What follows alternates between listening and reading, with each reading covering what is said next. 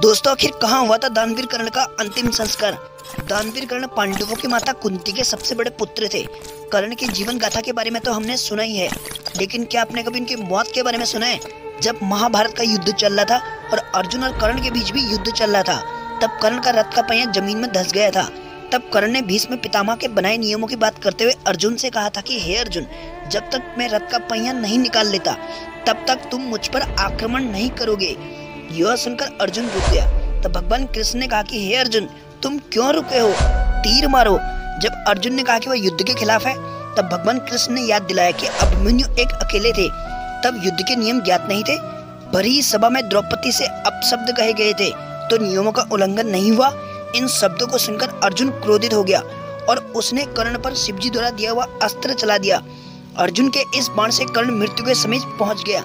जब कर्ण अपनी मृत्यु की प्रतीक्षा कर रहा था, तब भगवान कृष्ण ने कर्ण की परीक्षा लेने का विचार किया। तब भगवान कृष्ण ने एक ब्राह्मण का रूप धारण किया और कहा कि कर्ण, मेरी बेटी की शादी हो रही है और मेरे पास उसे देने के लिए सोना नहीं है, इसलिए मुझे सोना दे दो। तब कर्ण ने कहा कि मेरे पास कुछ नहीं है, मैं तुम्हें क्या दान कर सकता हूँ। तब ब्राह्मण ने कहा कि तुम्हारे पास एक सोने का दांत है, वह दान कर दो। कर्ण ने कहा कि मुझे एक पत्थर मारो और मेरा दांत निकाल लो। ब्राह्मण ने ऐसा करने से मना कर दिया और कहा कि दान तो खुद ही करना पड़ता है। इसके बाद कर्ण ने अपने समीप पड़े पत्थर को उठाया और उससे अपना दांत तोड़कर ब्राह्मण को दे दिया। इस पर ब्राह्मण ने कहा कि यह दांत तो गंदा हो गया, इसे साफ करो। इस पर कर्ण ने अपने धनुष से धरती पर बाण चलाया और वहां से गंगा की तेज जलधारा निकली। उससे दांत धोकर कर्ण ने उस ब्राह्मण को दे दिया। जिसके बाद कर्ण को एहसास हुआ कि यह कोई साधारण ब्राह्मण नहीं है, यह एक परमात्मा है। जिसके बाद भगवान कृष्ण ने उनको वास्तविक रूप में दर्शन दिए। भगवान कृष्ण ने कहा कि तुम्हारी यह बाण गंगा युगों युगों तक तुम्हारा गुणगान करती रहेगी। घायल कर्ण को कृष्ण ने आशीर्वाद दिया कि जब तक सूर्य, चंद्र और तारे पृथ्वी रहेंगे, तब तक तुम्हारी दानवीरता का गुणगान तीनों ही लोकों में किया जाएगा। संसार में तुम्हारे समान महान दानवीर न तो हुआ है और न ही कभी होगा।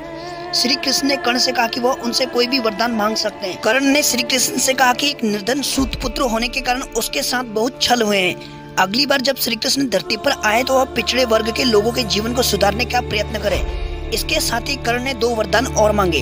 दूसरे वरदान के रूप में कर्ण ने यह वरदान मांगा कि अगले जन्म में श्री कृष्ण उन्हीं के राज्य में जन्म ले।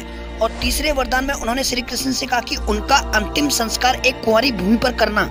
खोजबीन करने के बाद सूरत में तापी नदी ही कुंवारी मिली, जिसे कुंवारी माता नदी भी कहा जाता है। इस तापी नदी के किनारे कर्ण का सौदा हुआ था और आज भी यहाँ कर्ण का मंदिर है।